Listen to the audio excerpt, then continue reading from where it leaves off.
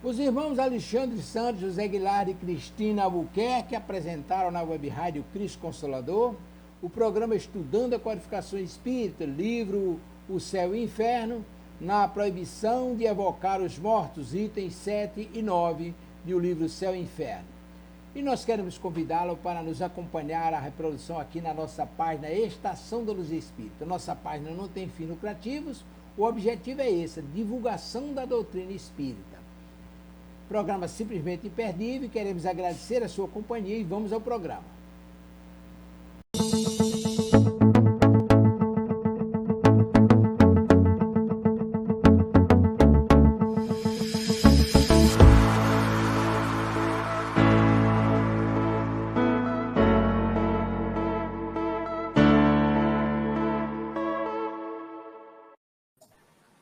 Bom dia a todos e todas que nos ouvem e nos acompanham pela web rádio Cristo Consolador. Hoje é sexta-feira, dia 24 de junho de 2022. Nós estamos aqui todos reunidos, eu, Alexandre Santos, nossa irmã Cristina Albuquerque, nosso irmão Guilardo Bezerra, porque somos os responsáveis por fazer o programa Estudando a Codificação Espírita todas as sextas-feiras, onde estudamos o livro O Céu e o Inferno. Aqui no rodapézinho está errado, tem escrito aí, né, o livro dos Espíritos, mas nós estudamos o livro O Céu e o Inferno. E hoje, né, vamos iniciar o programa com a palavra aí, as reflexões iniciais trazidas pelo nosso irmão Guilardo Bezerra. Com você, Guilardo. Bom dia, Alexandre. Bom dia, Cristina. Mais uma sexta-feira, né? Estamos aqui, graças a Deus, né? Com saúde. Estamos aqui para continuar, né? na realização desse nosso trabalho, desse nosso estudo, toda sexta-feira, estudando, trazendo o ouvinte para estudar conosco, refletir conosco, né? E colocar em prática os ensinamentos tão importantes que tem nesse livro que eu acho fantástico, que é O Céu e o Inferno, que tem tantos a nos esclarecer e a nos dizer, né? E obrigado aí ao nosso irmão Delson por mais uma oportunidade de estarmos aqui trabalhando na divulgação, trabalhando em prol da nossa própria evolução e também evolução da humanidade, né? Pretensão nossa, né? Não é uma pretensão, mas uma pretensão saudável, né, Alexandre? Tentar contribuir com o mestre na edificação do reino de Deus no coração das pessoas. E como está a meu cargo o início, a leitura do exórdio, eu, mais uma vez, terei a lição do livro da Esperança, da Lavra Psicográfica de Chico Xavier, através do Espírito Emmanuel. Esse livro ele tem muitas reflexões importantes. E a de hoje é não menos importante, muito interessante. Ela nos chama a atenção para o nosso cotidiano. E ela tem como título, a lição 24, tem título O Verbo Nosso, né? E esse livro ele traz um trecho do Evangelho segundo o Espiritismo e um trecho do Evangelho de Jesus, né? Assim, então vamos lá. Eu, porém, vos digo que qualquer que sem motivo se encolerizar com seu irmão será réu em juízo. São palavras de Jesus, está em Mateus, capítulo 5, versículo 22. O corpo não dá cólera àquele que não a tem, do mesmo modo que não dá os outros vícios. Todas as virtudes e todos os vícios são inerentes ao espírito. Essa passagem está no Evangelho segundo o Espiritismo, capítulo 9, item 10. E Emmanuel vai refletir sobre essas duas passagens, nos dizendo: ainda as palavras, velho tema dirás, e sempre novo, repetiremos, é que existem palavras e palavras. Conhecemos aquelas que a filologia reúne, as que a gramática disciplina, as que a praxe entretece e as que a imprensa enfileira. Referir-nos-emos, contudo, ao verbo arrojado de nós, temperado na boca com os ingredientes da emoção, junto ao paladar daqueles que nos rodeiam. Verbo que nos transporta o calor do sangue e a vibração dos nervos, o açúcar do entendimento e o sal do raciocínio. Indispensável articulá-lo em moldes de firmeza e compreensão, a fim de que não resvale fora do objetivo.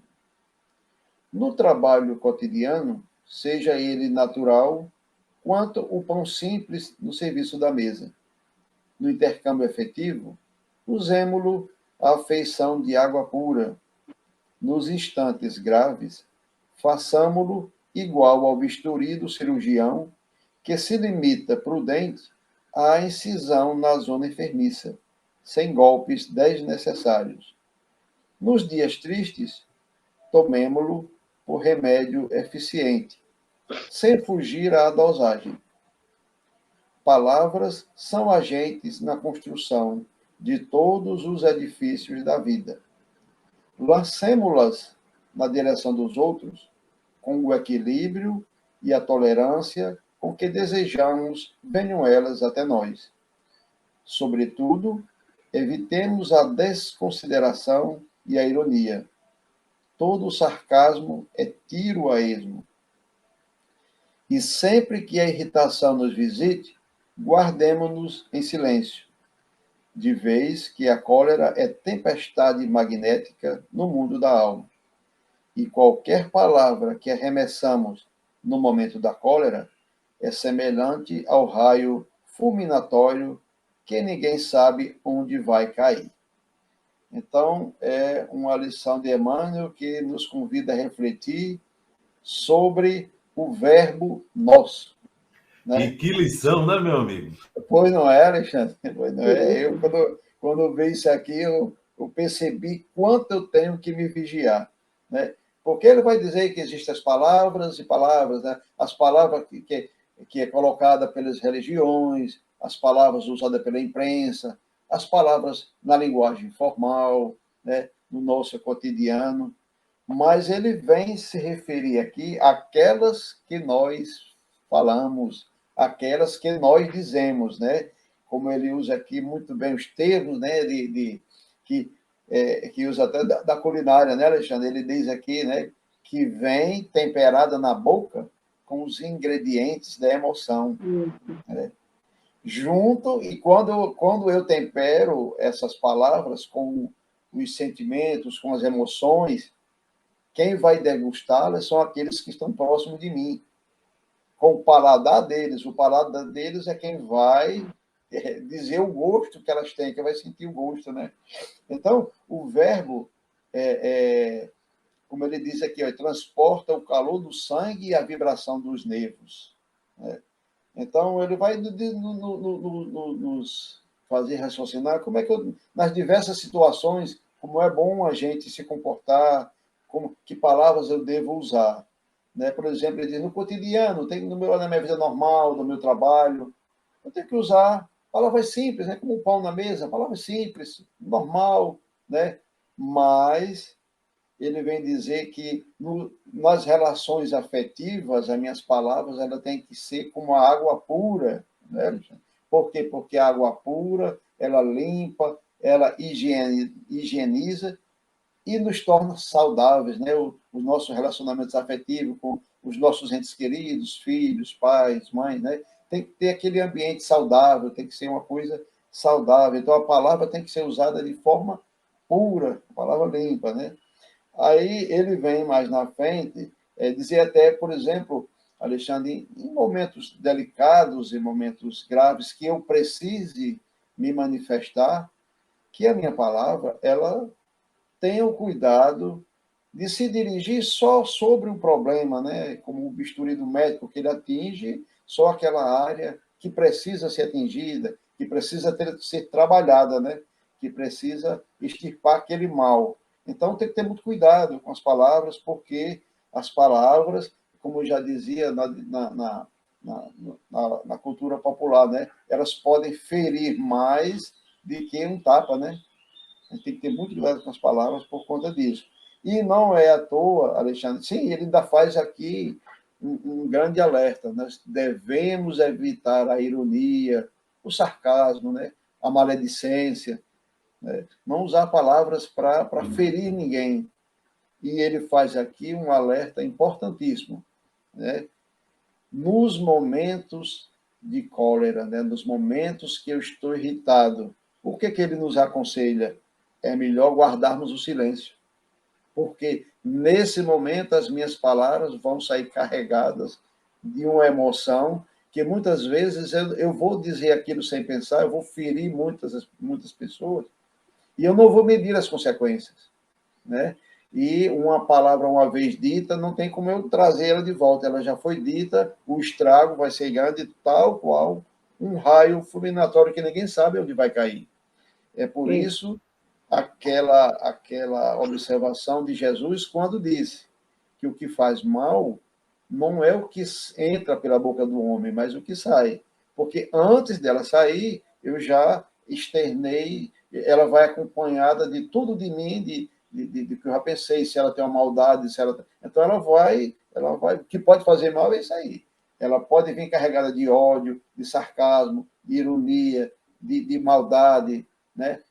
E, muito pelo contrário, nós devemos ser tolerantes e indulgentes. Nossa palavra deve ser uma palavra de tolerância, de indulgência. Então, seria isso as reflexões para esse primeiro momento, Alexandre, de que a gente tem que ter muito cuidado, como o título diz, né? O verbo nosso, né? A gente temos que nos vigiar, porque nós poderemos ferir muitas pessoas, e como Jesus disse, se você se encolerizar contra seu irmão, você será réu de juízo. Não réu de juízo no sentido de um juiz, mas do juízo da consciência.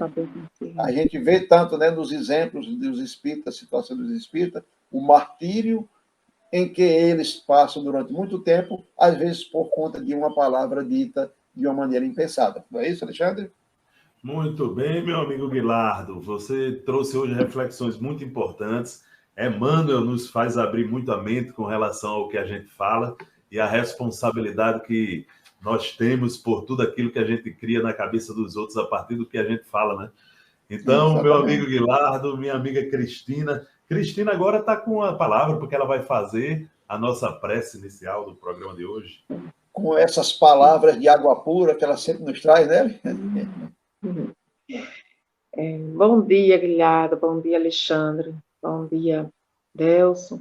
E todos que nos ouvem, todos os nossos irmãos de ideal espírita.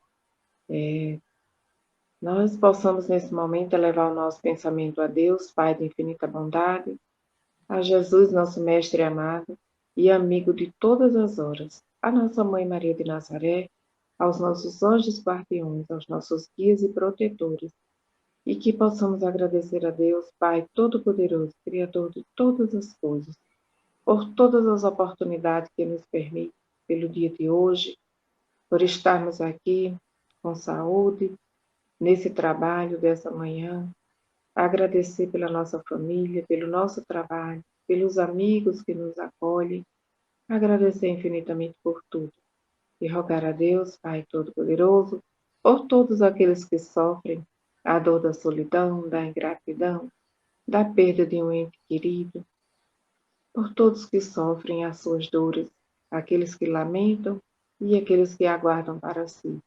Que Deus, em sua infinita bondade, possa alentar o coração e lhe dar uma nova força para que ele possa vencer essa prova. Agradecemos a Deus infinitamente por tudo e lhe rogamos a vossa luz sobre a nossa mente e o nosso coração, para que possamos passar as informações e os estudos desta manhã com muita paz. Que assim seja. Que assim seja, minha irmã Cristina Albuquerque, trazendo sempre palavras muito consoladoras na hora da prece. E aí, meus irmãos e irmãs, eu vou fazer aqui o evangelho de hoje, abrindo aleatoriamente o Evangelho segundo o Espiritismo, de Allan Kardec. Eu estou aqui nas mãos com uma tradução de Herculano Pires. Capítulo 12, amai os vossos inimigos. O ódio é uma mensagem de Fénelon, Instruções dos Espíritos, Fénelon, Bordeaux, 1861. É a data e o local em que Fénelon nos trouxe o espírito, Fénelon nos trouxe essa mensagem sobre o ódio. Amai-vos uns aos outros e sereis felizes. Tratai, sobretudo, de amar aos que vos provocam indiferença, ódio e desprezo. O Cristo que deveis tomar como modelo deu-vos o exemplo dessa abnegação. Missionário do amor, amou até dar o sangue e a própria vida.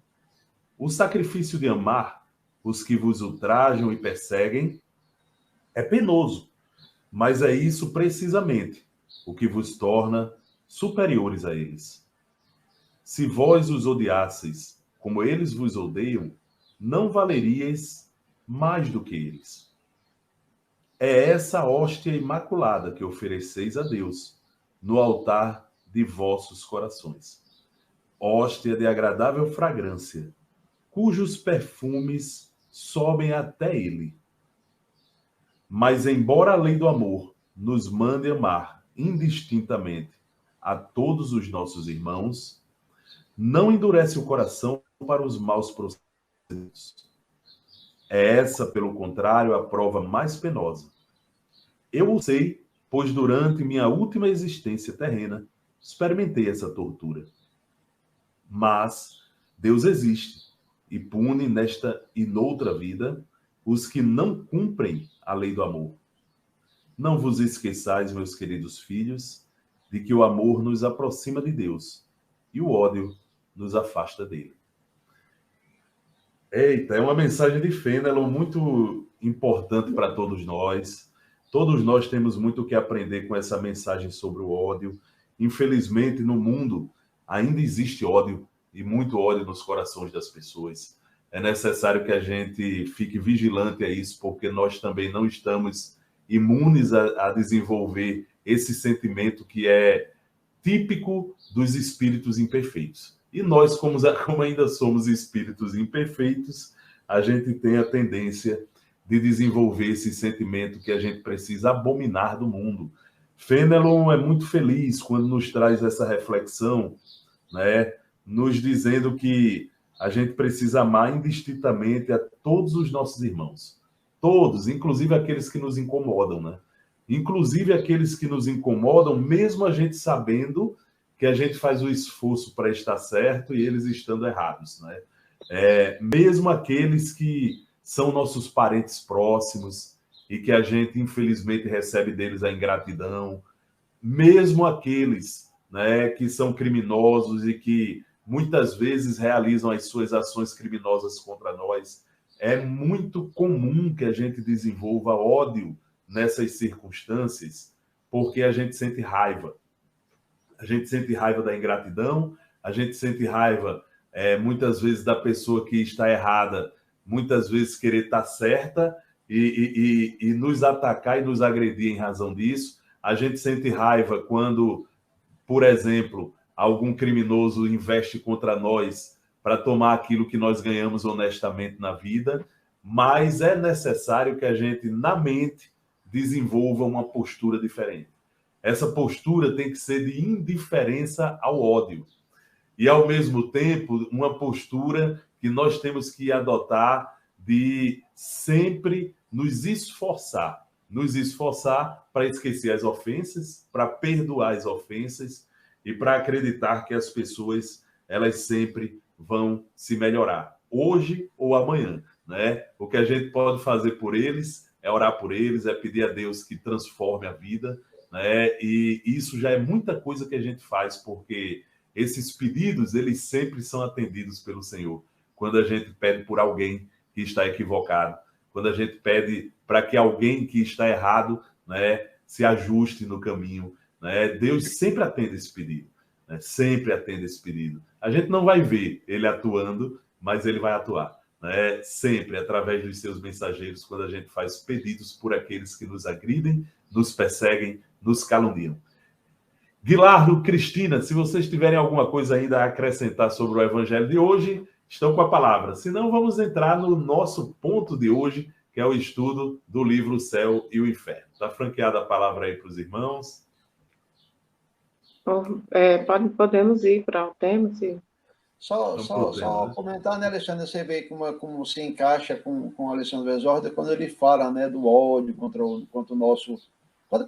Contra quem nos faz mal, né? Então, que a gente tem que ter um comportamento diferente e tem que ter um verbo, mesmo silencioso, né, Alexandre? Nessas horas, o melhor verbo seria o silêncio, né? Responder com silêncio, mas falando o verbo com a oração, né? Pedindo por essas pessoas que nos fazem mal, né? A gente tenta ajudar tanto na nossa própria família, né? A gente tem aqueles que vieram para nos educar, né? Que a gente tem que ter muita paciência para com eles, né? E não perder a calma, a tranquilidade. Eu sei que é difícil, é muito difícil, né? E Alexandre está conosco aqui já, Francisco Paulo, Chiquinho, bom dia, meu irmão. Vera Lígia, bom dia. Paz e luz a todos. Para você também, meu irmão. Então vamos lá, né, ao assunto de hoje. Vamos ao assunto de hoje, então, né, minha irmã Cristina, meu irmão Guilardo, meu irmão e minha irmã ouvinte da Web Rádio Cristo Consolador, que já faz 1 ano que está no ar, viu, meu amigo, minha amiga Cristina, meu amigo Guilardo. Faz 1 ano que a nossa Rádio Cristo Consolador, graças a Deus, está no ar, abençoando a todos, trazendo, né, a divulgação da doutrina espírita, de todo o seu conteúdo maravilhoso. Né? Lembrando que aqui nós estamos toda sexta-feira com vocês, a partir das 8 horas da manhã até as 9 horas da manhã, estudando o livro O Céu e o Inferno, O Céu e o Inferno, de Allan Kardec, que trata sobre, né, a justiça divina segundo o Espiritismo. É um exame comparado das doutrinas sobre a passagem da vida corporal à vida espiritual, sobre as penalidades e recompensas futuras, sobre os anjos e demônios, sobre as penas e etc. Seguido de numerosos exemplos acerca da situação real da alma durante e depois da morte. É assim mesmo que o nosso irmão Allan Kardec apresenta o nosso livro, né, O Céu e o Inferno. E nós estamos na primeira parte do livro O Céu e o Inferno, para a gente poder, né, olha aí a nossa irmã Lueli, né, dando bom dia, Lueli Selle, dando bom dia a todos nós. Bom dia, Lueli, seja bem-vinda, minha irmã. Pode, né, interagir conosco, fazer perguntas e comentários, assim como Vera Lígia, que já foi falado aqui, como Chiquinho, nosso querido Chiquinho, que nossa cadeira cativa, que todo o programa está aqui conosco. Então, nós estamos falando sobre a primeira parte do livro O Céu e o Inferno, estamos já no seu capítulo 11, já falamos sobre céu, já falamos sobre inferno, já falamos sobre anjos, já falamos sobre demônios, já falamos sobre purgatório. Essa foi uma longa caminhada durante esse 1 ano de transmissão aqui do nosso programa. E nós estamos agora tratando sobre a proibição de evocar os mortos, né? Que era uma grande, vamos dizer assim, uma grande objeção que se tinha à doutrina espírita na época em que ela surgiu, né? Alguns religiosos evocavam os textos lá do Antigo Testamento, de Moisés, que proibia a evocação dos mortos e tal. E nós seguimos aqui falando sobre isso. Já discutimos bastante sobre o tema. No programa passado, nós chegamos até o item 7. E hoje nós vamos iniciar a partir do item 8. Tá? Hoje está prevista o estudo dos itens 7, 8 e 9. Como o item 7 estava ligado ao tema que nós estávamos falando no programa passado, nós já adiantamos ele. Então vamos para o item 8, onde Allan Kardec, falando sobre a proibição de evocar os mortos, nos diz o seguinte: mas temos ainda outra contradição. Se Moisés proibiu evocar os mortos, é que estes podiam vir, pois, do contrário, inútil fora a proibição. Ora, se os mortos podiam vir naqueles tempos, também o podem hoje. E se são espíritos de mortos os que vêm, não são exclusivamente demônios. Demais, Moisés, de modo algum, fala nesses últimos, nos demônios, né?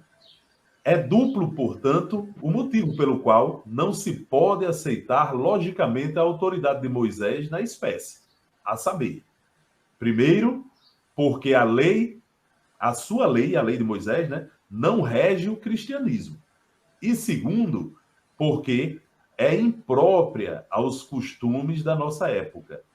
Mas suponhamos que essa lei tenha a plenitude da autoridade por alguns outorgada, e ainda assim ela não poderá, como vimos, aplicar-se ao espiritismo. É verdade que a proibição de Moisés abrange a interrogação dos mortos, porém, de modo secundário, como acessória às práticas da feitiçaria. O próprio vocábulo interrogação, junto aos de adivinho e agoureiro, prova que entre os hebreus as evocações eram um meio de adivinhar. Entretanto, os espíritas só evocam mortos para receber sábios conselhos e obter alívio em favor dos que sofrem, nunca para conseguir revelações ilícitas. Certo? Se os hebreus usassem das comunicações como fazem os espíritas, longe de as proibir, Moisés acoroçoalazia, porque o seu povo só teria que lucrar com elas. Então, olha só, meus irmãos e irmãs, Kardec entra aqui em um outro tipo de análise, minha amiga Cristina, meu amigo Guilardo, a análise de que se Moisés proibiu as evocações dos mortos, é porque os mortos voltavam para falar com os vivos, entre aspas, né? Eles voltavam. E se eles voltavam, é porque existia a comunicação entre mortos e vivos. É porque existia essa comunicação, né, livre entre aqueles que são os espíritos dos que já viveram anteriormente e aqueles que estão aqui entre nós. Ele diz aqui também para nós, né, para todos nós, que é duplo, portanto, o motivo pelo qual não se pode aceitar logicamente a autoridade de Moisés nos dias de hoje, no que diz respeito à proibição de evocar os mortos. Primeiro, porque a lei de Moisés não rege o cristianismo. Então, isso aí é muito lógico, né? Ela não rege o cristianismo. O cristianismo, né, é um outro movimento religioso que surge muito tempo depois de Moisés, a partir do Cristo, a partir de Jesus, a partir dos seus ensinamentos. E Jesus, em muitos ensinamentos dele, né, na verdade, deixou claro o contrário, né? Que a comunicação entre os mortos e os vivos, ela pode acontecer desde que seja proveitosa para todos nós. Então, vou passar a palavra aqui para os nossos irmãos, Guilardo e Cristina, para que eles deem continuidade à análise desse item 8. Primeiro as damas, né? Por questão de autoridade, né, Alexandre? Sim. E eu agradeço esse seu respeito às damas. Como o Alexandre bem colocou, quando Moisés proibiu, é porque sabia que acontecia e acontecia de uma forma assim indiscriminada a consulta aos mortos, né? Não com o intuito de algum benefício, de um conhecimento, de trazer algum para o espírito e para aquele que estava procurando a resposta, mas como simplesmente por benefício próprio, por uma curiosidade, numa forma de buscar como um adivinho, como eu me dar melhor em determinadas situações. Então, é bem diferente de uma situação como o Espiritismo trata, né? Como nós tratamos hoje. E, inclusive, em outro programa que a gente estava tratando, falando já na segunda parte desse livro, onde existe a comunicação com os espíritos, mas de uma outra forma, com um outro objetivo, onde o dialogador pergunta para o espírito, mas coisas que podem ajudar o espírito, que pode esclarecer o espírito da condição que ele se encontra, e também pode trazer informações para o nosso aprendizado.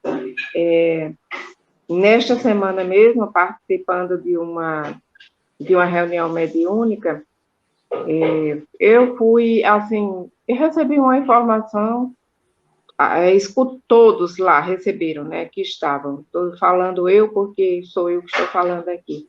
Mas que eu julguei, assim, muito interessante. O espírito se comunicou e disse, não foi evocado, não é uma evocação, né? Se comunicou livremente e disse que estava ali para dizer que descobriu que estava desencarnado. E o dialogador perguntou: que bom, meu irmão, você já compreende por essas palavras o que é estar desencarnado? E ele disse: sim, compreendo, e descobri recentemente, frequentando uma reunião, um encontro de Evangelho no Lar. Eles fizeram a leitura e comentaram sobre isso, quando disseram: vocês que estão aí do lado de lá como espírito, e nós que estamos aqui do lado de cá como encarnados. Então, nesse momento, eu descobri que não estou mais encarnada. E assim, eu atentei para esse detalhe, porque como se dá os nossos encontros? É uma via de mão dupla. Eles nos esclarecem de lá as suas situações e nós daqui orientamos o que nós já conhecemos sobre o Espiritismo, sobre o que está nos livros aqui de Allan Kardec. Então, em um outro estudo que a gente está fazendo, na segunda parte já desse livro, onde houve a comunicação de um espírito que pede, que está na condição de espírito sofredor e pede preces, que façam preces por ele, que ele precisa de muitas preces. E o dialogador diz, isso está lá, está nesse livro, né, O Céu e o Inferno, diz o seguinte: fareis o que desejais, quer dizer, vai orar por ele. E em seguida ele faz uma pergunta: podereis dar-nos alguns pormenores da vossa última existência corporal? Daí talvez nos advenha um ensinamento útil e assim tornareis proveitoso o arrependimento. Quer dizer, no momento que o Espírito nos dá a informação, lembra daquilo que ele fez e conta para a gente, ele está nos dando um ensinamento útil, que vai ficar registrado para nós e que a gente vai poder passar isso adiante, como também vai ser proveitoso para o espírito estar fazendo essa colocação. Diferente do que trata aqui nessa colocação da proibição de se falar com os mortos, que só tinha uma via: o interesse do encarnado sobre a informação que o desencarnado poderia lhe dar para os seus negócios, para a sua vida pessoal. É uma situação totalmente diferente. Não é isso, Guilherme? Exatamente, Cristina, muito bem comentado. E eu vou falar também assim um pouquinho, né, como um complemento. É que a evolução é uma sequência, não é, Alexandre, Cristina? É uma sequência. Então, o que essas pessoas que condenam as evocações, não é? Talvez até por não compreenderem o sentido das evocações que a gente faz, eles têm que entender, e têm que ter em mente a situação que Moisés encontrou, como era o estágio da humanidade naquela época, um povo que vivia 400 anos no cativeiro, carregado de ódio, de atrasos, de defeitos morais, todo adquirido na condição de cativo. Então, muitas coisas que eles faziam, eles não sabiam nem que faziam de maneira equivocada. Então, tudo é uma sequência. Moisés, ele foi mais um educador, né? Ele precisava educar, preparar aquele povo, para quando Jesus chegasse, aí se encontrar um terreno já mais fértil, para que a semente do evangelho pudesse germinar. Ali é como se fosse um professor do jardim da infância, que vai ensinar as primeiras letras, as primeiras sílabas, as palavras, que quando Jesus veio, aí ele veio, já encontrou um povo preparado para aprender, para estudar aqueles ensinamentos. E quando Kardec veio, é como se nós já estivéssemos entrando na universidade, nós já tínhamos uma compreensão muito maior para receber outros ensinamentos. Então, é toda uma sequência. Né? Eles têm que entender que naquela época Moisés precisava fazer essa proibição devido a como eles faziam. Né? Tanto é que o próprio judaísmo, como diz lá atrás, né, ele nunca condenou as evocações. Né? Os próprios seguidores de Moisés nunca condenaram o espiritismo pelas evocações. E como disse muito bem Cristina, citou esse exemplo, é uma via de mão dupla.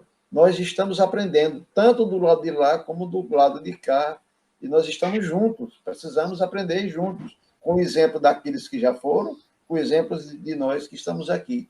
Eu certa feita, eu sempre tinha, assim, às vezes, quando o meu estudo ainda era, ora, se a pessoa já está no mundo dos espíritos, por que lá ele não se utiliza dos espíritos para aprender? Por que é preciso nós daqui ajudarmos a ele? Como é que eu vou conseguir ajudar se eu estou encarnado e lá os próprios espíritos não conseguem ajudá-lo? E certa vez, numa dessas reuniões, Cristina mediúnica, me veio uma informação, realmente, que me fez compreender.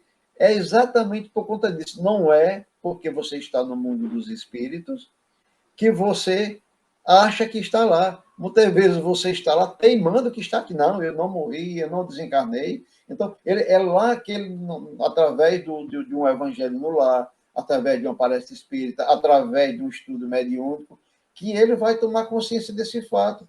Rapaz, é verdade, eu não estou mais lá. Então, como ele tem um pensamento que está aqui, somente nós conseguiremos ajudá-lo. Ele não vai ver os espíritos, ele não vai ter essa compreensão. Então, é uma via de mão dupla, onde a gente tem que estar juntos, aprendendo e ensinando e aprendendo. Né? É isso aí, meu amigo. Com os exemplos. Por isso que as evocações, elas são permitidas. E nessa evocação que você fez aí, perceba o respeito, né? O respeito que o evocador teve. Olha, se você puder nos contar, para que nos auxilie. Uma vez eu ouvi Haroldo dizer, né, que a gente, diferentemente de certas evocações que pessoas fazem, que eles querem fazer a revista Caras do Mundo Espiritual. Dá notícia lá de gente famosa que já foi para o lado de lá. Não é com esse intuito. Nós não queremos saber a vida particular de cada um. Nós queremos tirar proveito dos exemplos de cada um, do que aconteceu com eles, para que a gente possa crescer também juntamente com eles. Alexandre. É isso aí, meu amigo Guilardo, é isso aí, minha irmã Cristina. As observações que vocês fizeram foram muito importantes sobre o tema, porque a gente precisa sempre trazer essas informações tratadas por Allan Kardec nesse livro há tanto tempo atrás, né? Veja que ele é de 1800 e, se eu não me engano, 65. Nós temos que trazer nós temos que contemporaneizar, trazer para a nossa realidade de hoje, né? Por exemplo, quando Kardec diz aqui, ó, entretanto, os espíritas só evocam mortos para receber sábios conselhos e obter alívio em favor dos que sofrem, nunca para conseguir revelações ilícitas. Na verdade, Kardec, acertadamente, falando sobre o tema, ele deixa aqui uma orientação para nós espíritas para o resto da existência. Enquanto existir espiritismo, a gente vai ter que observar essa orientação dada por Kardec aqui, né? A nossa responsabilidade com a comunicabilidade com o mundo espiritual é muito grande. Porque, assim, nós somos não uma religião, mas uma doutrina de reflexos religiosos que trazemos como princípio a comunicabilidade com o mundo espiritual. Isso quer dizer que aumenta e muito a nossa responsabilidade com esse tipo de atividade. Essa atividade de comunicação. Ela nunca pode ser uma coisa vã. Ela nunca pode ser uma coisa para satisfazer apenas curiosidade. Como disse aí muito bem Guilardo e Cristina, e Guilardo lembrando, né, de Haroldo, né? Haroldo Dutra, dizendo que nunca pode ser uma Caras do mundo espiritual. É lógico, é óbvio.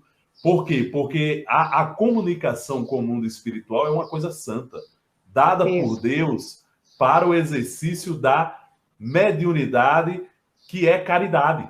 Né? Então, o que é que significa isso? Isso significa que a gente vai nós vamos nos utilizar dos novos mecanismos de comunicação com o mundo espiritual, inclusive os eletrônicos, viu? Porque nós temos hoje, né, grandes estudiosos do espiritismo que estudam esse tipo de comunicação hoje através de meios eletrônicos, mas assim, de qualquer forma, essa moderna forma de comunicação com o mundo espiritual não pode e não deve ser banalizada, até porque Deus só permite esse tipo de comunicação quando ela tem um bom propósito.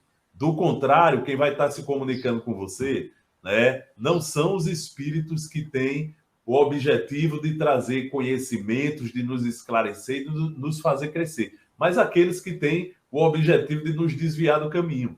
Então, ela não pode ser exercida, né, com o tempero do orgulho, com o tempero da vaidade, com o tempero do egoísmo. Nunca. Sempre com o tempero da caridade.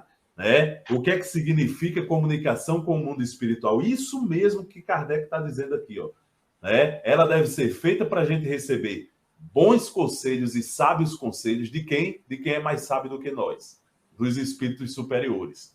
E também para a gente obter alívio para os que sofrem. Porque, como muito bem disse Guilherme e Cristina aí, muitos espíritos sofredores vão vir se comunicar conosco quando a gente se propõe a fazer esse tipo de atividade. Agora, o que é que a gente vai fazer com a comunicação deles?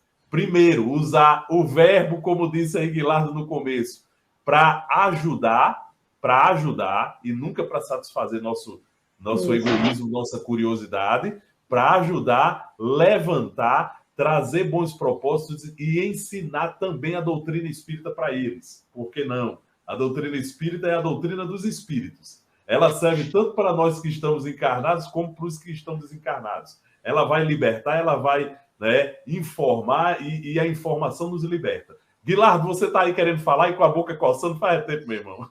Não, era só duas coisas que eu queria acrescentar, Alexandre, só para complementar um pouquinho o que você disse aí, já que você falou nos meios tecnológicos. Mas antes, eu gostaria também de dizer o seguinte, eu esqueci de dizer no meu comentário, Alexandre, porque a vida ela é uma só, vivida momentos encarnados e momentos no mundo espiritual, mas é uma só. Desde que nós somos criados, era uma existência só. Então, quantas e quantas vezes, Alexandre, nós nos arrependemos de erros cometidos com pessoas que já estão no mundo espiritual, e através de uma evocação minha particular com ele, a gente pode pedir perdão, a gente pode pedir isso, meu irmão, me desculpe, eu estava equivocado, então, e a gente pode, muitas vezes, isso vai chegar até ele, né? Muitas vezes ele pode estar ali próximo, escutando, vendo que eu me arrependi, e quem sabe se a gente não percebendo, mas pode existir uma reconciliação através de uma evocação dessa, né? E já que você falou no mundo tecnológico, eu me lembrei de uma coisa que Geraldinho falou, das previsões de Chico Xavier, que ele falou, já que o pessoal condena as evocações, né, sem analisar a fundo, porque não conhece a doutrina espírita, mas Chico falou certa vez, e isso aí eu acompanhei numa das palestras do Geraldinho, que Chico disse que a evolução, a televisão vai evoluir tanto, o aparelho televisor vai evoluir tanto, que sem querer o homem vai sintonizar o mundo espiritual e aí a gente vai poder ver aqueles nossos que já foram, que estão lá. Olha aí, tá vendo? Como a comunicação, como é permitido, né? E a pessoa, quando chegar esse dia, Alexandre, eu queria ver meu pai aqui, igual a gente faz com o celular, de fazer uma chamada, né? Mas você poderá sintonizar o mundo espiritual no futuro, talvez bem próximo, viu? Exatamente, meu amigo. Cristina, minha irmã, você pode fazer a leitura aí do item 9 e já iniciar o comentário? Sim. Então, vamos ao item 9. É certo que alguns críticos, jacundos ou mal intencionados, têm descrito as reuniões espíritas como assembleias de nigromantes ou feiticeiros, e os médios como astrólogos e ciganos.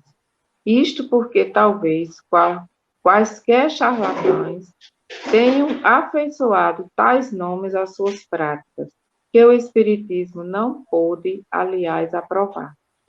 Em compensação, há também muita gente que faz justiça e testemunha o caráter essencialmente moral e grave das reuniões sérias. Além disso, a doutrina, escrita em livros ao alcance de todo mundo, protesta bem alto contra os abusos para que a calúnia recaia sobre quem a merece.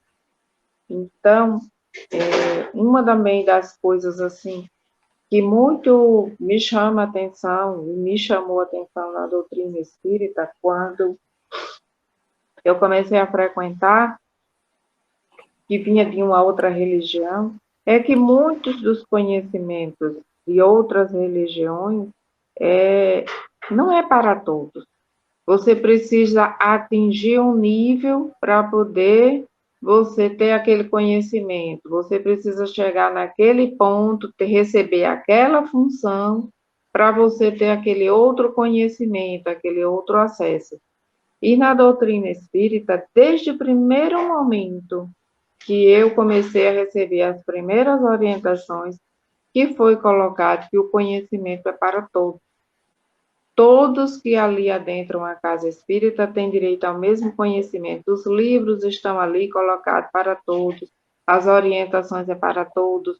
A partir do momento que eu coloco em mim que eu quero saber, que eu quero entender, que eu quero estudar, participar, as informações ali estão para todos, em todos os níveis, sem precisar eu buscar um título ou uma permissão para isso. Então, é um diferencial que existe na doutrina espírita. E como fala aqui no item 9, tem muitas pessoas usando o nome do espiritismo de uma forma diferente, fazendo suas previsões, como utilizando os astros, consultando as pedras, e medalhões, objetos, e dizendo que é espírita, é o espiritismo que faz isso. Mas nós sabemos que tem outra nomenclatura, que tem outro nome, isso não se trata de espiritismo. O espiritismo é uma coisa totalmente diferente. E muitas pessoas que adentram a casa espírita ainda traz esses conceitos em sua cabeça, ainda fica imaginando como se dá uma reunião espírita, quando se coloca, eu tenho medo de ir, porque eles colocam uma toalha branca em cima daquela mesa branca. Gente, a toalha branca a gente usa até na nossa própria casa. Então, a toalha branca não assusta ninguém, a mesa branca não assusta ninguém. Mas eles fazem de uma forma e eu tenho medo do que lá. E também vi uma outra pessoa colocar de uma forma numa reunião, quando alguém diz, mas o que é que acontece lá? Como é que eu tenho uma maior curiosidade de ir? Ela diz, a gente senta, faz a nossa prece a Deus, agradece pelo dia, faz as nossas rogativas, depois a gente abre o Evangelho, lê o Evangelho e comenta sobre o Evangelho. E dali a gente tira as lições, porque o Evangelho espírita é a parte moral de Jesus, é os seus ensinamentos, a sua vivência. E as pessoas ficam, mas é só isso que acontece na casa espírita? Quer dizer que não tem aquelas coisas? Então, que é colocado aqui como você vai numa tenda, aí é outra coisa, em busca de um cigano, de um astrólogo, de uma pessoa que coloca umas cartas para...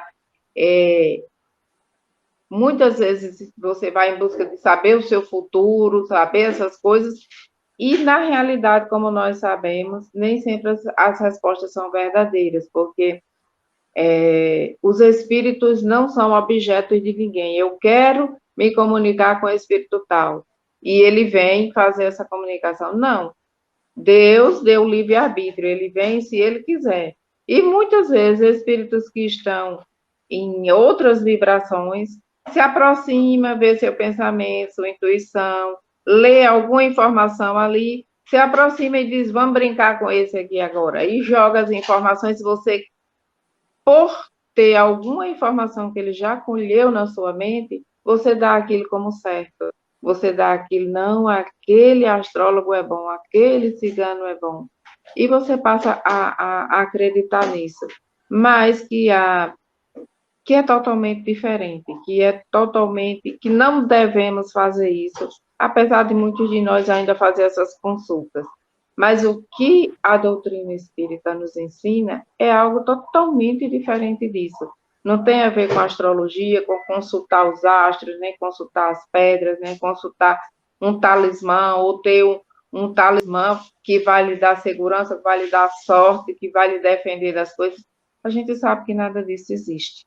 Nada disso traz isso que muitas vezes as pessoas fazem acreditar. Então, o que existe realmente é a nossa água fluidificada, que os espíritos fazem para nós, que nós também podemos fazer com o nosso magnetismo, que é dado por Deus. Nós, as nossas preces, as nossas orações e os estudos realmente. A orientação do Evangelho. Não existe orientação maior, não existe um objetivo maior que a gente seguir os ensinamentos de Jesus, que é nosso modelo e guia para toda a humanidade. E ter nossa intenção, nosso pensamento sempre voltado para o outro lado, porque estamos aqui por um tempo muito curto. Não é isso? E só complementando, Cristina, isso que você falou e tudo, uma coisa muito importante que eles também vão encontrar na casa espírita: nada é cobrado, nada é tudo de graça, dá de graça, o que de graça receber. Dá de graça, isso. Diferentemente de certas consultas que você faz aí, por aí, que muitas vezes é mais cara do que a consulta com o médico. A nossa consulta é puramente espiritual, para que você possa evoluir, para que você possa melhorar. Não tem... Uma vez eu vi, eu não sei se foi de Valdo, alguém comentar: olha, se você chegar na casa espírita e a pessoa que estiver falar em dinheiro, pode se levantar e sair, porque isso não é uma casa espírita. Lá não existe o comércio, não existe o dinheiro. Tem, assim, logicamente, um livro, se você quiser se aprofundar nos assuntos, você vai ter à sua disposição uma vasta cultura de ensinamentos para você se aprofundar. A não ser, não existe dinheiro, não existe o charlatanismo, não é, Alexandre? É isso aí, meu irmão e minha irmã. Vocês hoje estão inspiradíssimos. Eu estou muito feliz de ouvi-los aí. Cristina aí estava muito inspirada quando falou sobre o assunto que está tratado aí no item 9. É isso mesmo, minha irmã Cristina. Todos nós que somos, de certa forma, divulgadores da doutrina espírita, temos que deixar claro o que é que ela não é, né? A doutrina espírita não é consultas para satisfazer curiosidade de ninguém. Olha aí nossa irmã Helena Botelho. Helena, muito bem-vinda. Olha, bom dia, meus queridos irmãos, minha irmã linda e amada Cristina. Olha aí, ó. Meu querido mestre Alexandre, não, mestre é Jesus, minha irmã. E Guilardo, que também já admiro. Olha aí, Guilardo, eu admirador. Minha amiga de longas datas, minha irmã do coração. Que bom, minha irmã. Então é isso, Cristina. É isso mesmo, Cristina, que você muito bem colocou. O espiritismo não é nada disso, e Guilardo completou muito bem. Não existe nenhum interesse mercantil aqui dentro da doutrina espírita. O único interesse que temos é o de aprendermos a amar uns aos outros e aprendermos também, antes de tudo, a instruirmos uns aos outros. Isso é caríssimo na doutrina espírita. Quer ser um bom espírito, esteja preparado para estudar, para se preparar, para ler, para compreender as coisas, para aplicar tudo isso na sua vida. Aí sim você vai ser um bom espírito. Ou um bom espírita, desculpe. Um bom espírita e um bom espírito também, né? Os dois, uma coisa implica a outra. Então, meus irmãos e irmãs, a doutrina espírita é uma doutrina de consolação para aqueles que precisam compreender a vida, aprender como funcionam os mecanismos da justiça de Deus e aplicar à sua vida aquilo que Jesus nos ensinou. Nós somos nada mais, nada menos que continuadores da obra do Cristo. Estamos aqui anunciando ainda o Cristo, anunciando Jesus, através da doutrina espírita. O que queremos é que as pessoas, em conjunto, larguem o olho por olho, dente por dente, e sigam aqui o amor proposto pelo Mestre. Para isso, né, Cristina? Para isso vieram não só como Jesus ou como Moisés, mas centenas, milhares de espíritos, né, que são enviados de Deus, vieram nessa missão e continuam nessa missão junto conosco. Então, na doutrina espírita é necessário seriedade. Como é que um trabalho espírita é um bom trabalho, que vai atingir seus objetivos? Quando aquele centro, aquela casa espírita entende, compreende que deve fazer o exercício da mediunidade com Jesus, que deve seguir, né, aquilo que o mestre sempre propôs para a gente, o amor ao próximo, a caridade em primeiro lugar. Esse é o bom exercício de uma atividade espírita. Então, hoje, evocar os mortos não mais para futilidades, né, de forma alguma. Evocar os mortos, sim, mas evocar os mortos com bons propósitos, com os propósitos de fazer com que as pessoas progridam, melhorem, aprendam, compreendam, se ajustem em suas vidas. Esse é o propósito. Então, se você, meu amigo e minha amiga ouvinte, procura uma casa espírita para procurar saber notícias de parentes seus que já foram para o mundo espiritual, você não está procurando, né, no lugar certo, porque o lugar certo não seria uma casa espírita. Na casa espírita você vai compreender o que acontece com o espírito no mundo espiritual. E aí você vai compreender que você pode ajudar o seu parente, né, orando por ele. Você vai compreender que nos momentos de sono você pode encontrar com ele, tirar suas próprias dúvidas. Você vai compreender que não precisa vir ao centro espírita para satisfazer curiosidade sua, né? Você precisa vir ao centro espírita, sim, para se tornar uma pessoa melhor, para buscar mecanismos para melhorar a sua vida no sentido de se tornar uma pessoa melhor, um ser humano melhor no mundo e construir também um mundo melhor. Guilardo, meu irmão, com você a palavra. Desculpa aí, eu tomei muito Não. Você estava muito bem. É sempre muito bom ouvi-lo, cara. Eu fico aqui só bebendo aqui dessas palavras de conhecimento. E, Alexandre, dizer que, assim, quando eu disse que não existe o interesse monetário no espiritismo, mas existe um preço. Você tem que pagar e retribuir o seu dízimo em indulgência, em fraternidade, em amor, em caridade, em compreensão, em se tornar uma pessoa melhor. Esse é o preço que se paga para ser uma pessoa espírita, né? Esse é o preço que se cobra na casa espírita, que você entre lá e saia diferente, saia melhor, né? Saia uma pessoa melhor, um ser humano melhor, espalhando isso aí, né? Caridade, fraternidade, humildade, indulgência, né? Uma pessoa que vai combater os seus vícios, né? Os seus defeitos, procurando sempre se melhorar. Não é isso, Cristina? Esse também é um diferencial que eu percebi. Geralmente, muitas vezes você vai para uma igreja, para um templo, e alguém diz, façam as preces por mim, reze por mim. E aqui também, na doutrina espírita, todos os ensinamentos, como bem Alexandre colocou agora, é para você se tornar melhor, é para você se modificar, é para você fazer uma mudança interior. Não, muitas vezes dizia, reze não sei quantas orações, faça isso. Era um sacrifício que você fazia, mas era um sacrifício em prol de algo que você já tinha feito de errado, para que você pudesse comprar o perdão em cima daquilo que você já tinha feito, mas isso, de alguma forma, não lhe ensinava a mudar daquele ponto em diante para ser uma pessoa melhor.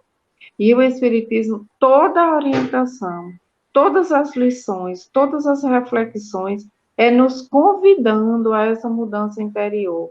Não é que as pessoas vão rezar por mim, vão fazer prece por mim, vão fazer alguma coisa.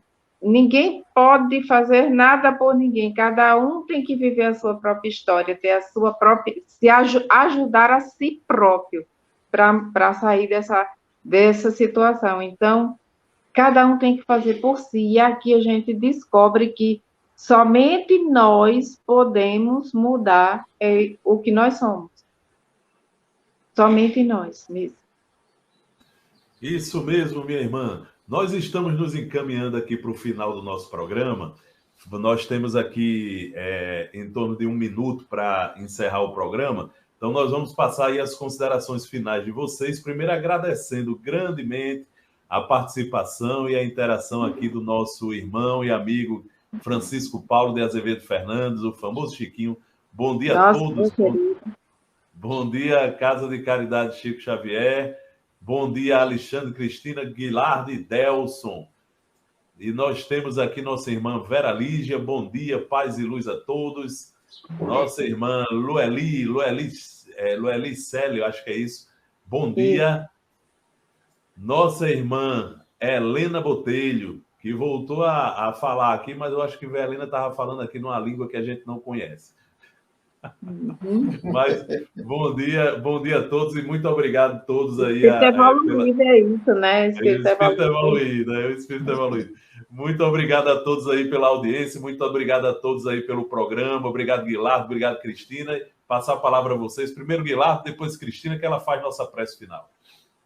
Não, só realmente agradecer a espiritualidade, né, por essa sexta-feira, por esse início de sexta-feira que a gente está aqui fazendo esse estudo, aprendendo, né, tentando se melhorar. E é isso, não devemos ter receio de evocar aqueles que já foram, com o objetivo único de aprender, de melhorar, de ajudar, não é? A gente não sabe nem a situação daquela pessoa que a gente está tentando evocar, então evoquemos com uma prece, né? Fazemos a evocação sempre fazendo uma prece por aqueles espíritos que já foram, nossos entes queridos, e os não queridos também, talvez principalmente esses, né, Alexandre? Que são para esses que a gente tem um elo de ligação. Então, evoquemos eles através de uma prece por eles e por nós mesmos também, né? As evocações, nesse sentido, elas são realmente recomendadas pelo próprio mestre, né?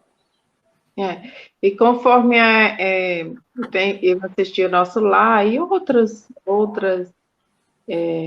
bibliografias espíritas, a gente sabe, eu observei, tem um departamentozinho lá da comunicação, né, onde ele guarda as cartinhas, as comunicações, as preces recebidas para o espírito num momento preciso ou no momento que ele buscar essas informações, tem essas informações lá. E eu sempre, quando eu estou direcionando as minhas preces, eu coloco, eu digo, vou direcionar a minha prece, vou deixar a minha mensagem lá no departamento de comunicação hoje, para quando essa pessoa puder receber, buscar essas informações.